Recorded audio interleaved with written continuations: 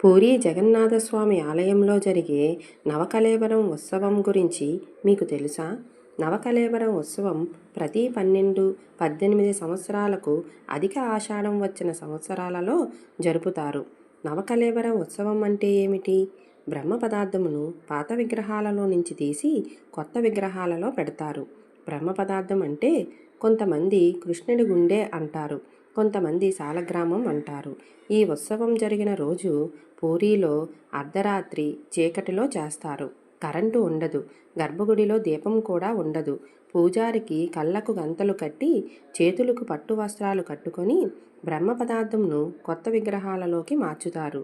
జగన్నాథుని విగ్రహాలు చెక్కతో చేస్తారు కాబట్టి కొన్ని సంవత్సరాలకు ఒకసారి విగ్రహాలను మార్చుతారు. పాత విగ్రహాలను మట్టిలో పూడ్చిపెడతారు.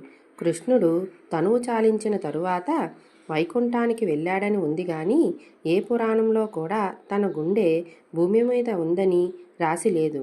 కానీ ఒడిస్సాలో మాత్రమే వింటాం.